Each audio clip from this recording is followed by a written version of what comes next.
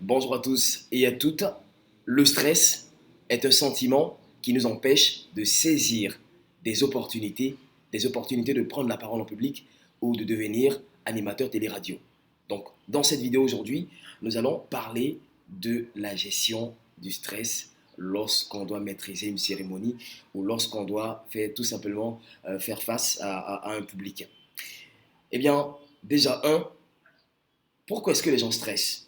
On stresse tout simplement parce que on a peur de faire des erreurs. On a peur d'être jugé par ceux qui sont en face. Et donc, puisque je suis susceptible de commettre une erreur, de mettre un le à la place d'un la, alors je m'abstiens de prendre le micro et de faire face à un public. Vous voyez?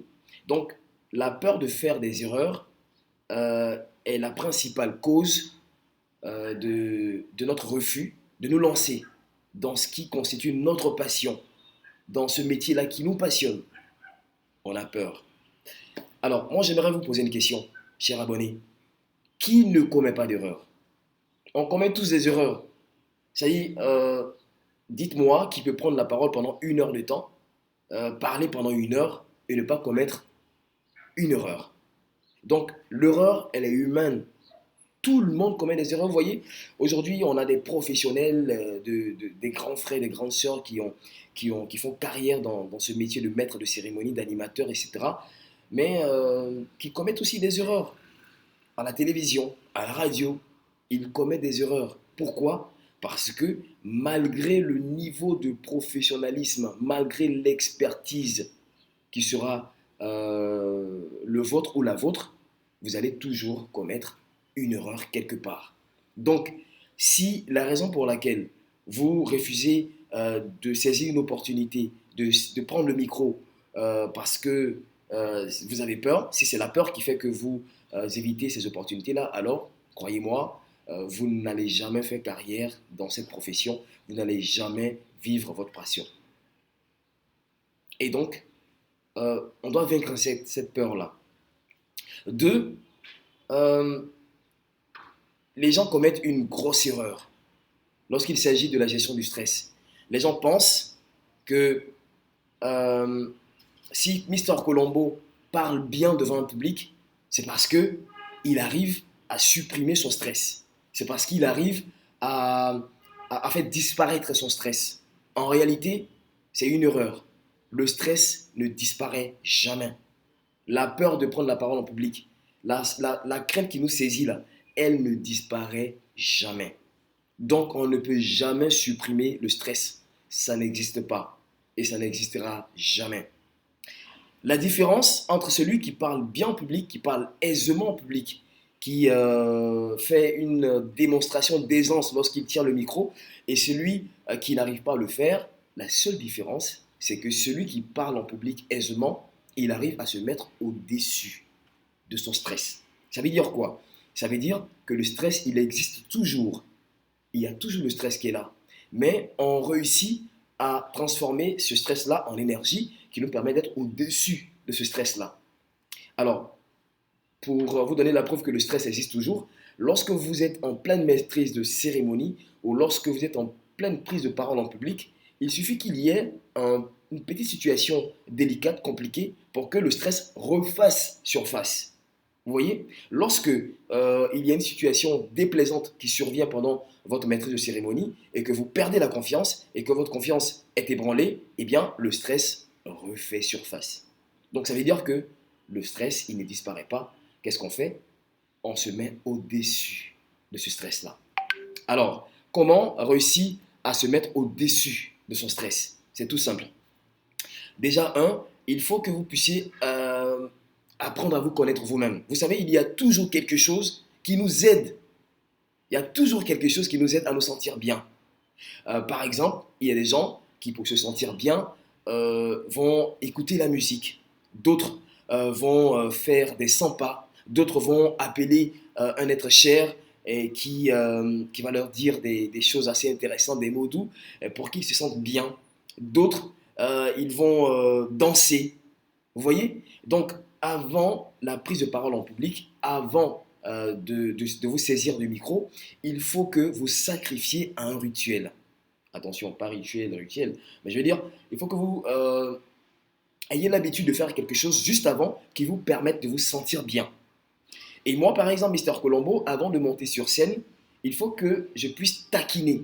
Il faut que je puisse m'amuser un peu avec des personnes en bas du podium, échanger avec ces personnes-là, les tapoter, les taquiner, rire un peu, avant de monter sur le podium. Sinon, je serai stressé à mort.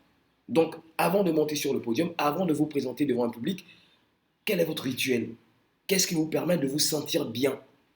Et vous allez voir que lorsque vous allez pratiquer cette chose-là, vous vous sentirez mieux. Deuxième, avant la tenue de l'événement, avant votre prise de parole en public, il faut que vous prépariez ce que vous allez dire. Par exemple, le maître de cérémonie, c'est de maîtriser le chronogramme, c'est de maîtriser la biographie des conférenciers, c'est de maîtriser l'objectif général de l'événement, c'est de maîtriser la vie des mariés s'il s'agit d'une maîtrise de cérémonie de mariage. Vous voyez? Donc il faut se préparer. Lorsqu'on n'est pas préparé, le stress se multiplie.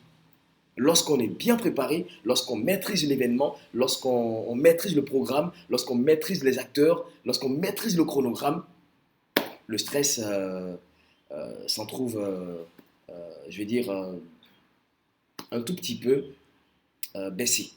Vous comprenez ce que je dis?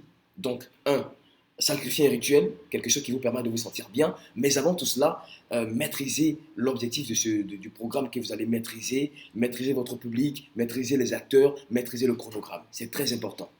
Maintenant, après 3, et ce sera le dernier conseil, la psychologie du maître de cérémonie ou la psychologie de celui qui prend la parole en public. Vous savez, quand vous prenez la parole en public, c'est en griffe, c'est un combat.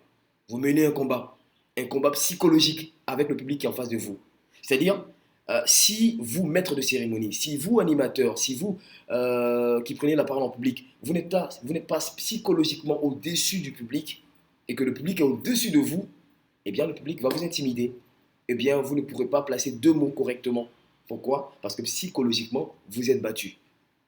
Et donc, il faudrait que vous acceptiez, par exemple, dans le cas d'un maître de cérémonie, il faut qu'il accepte dans son cœur qu'il est effectivement le maître de cérémonie.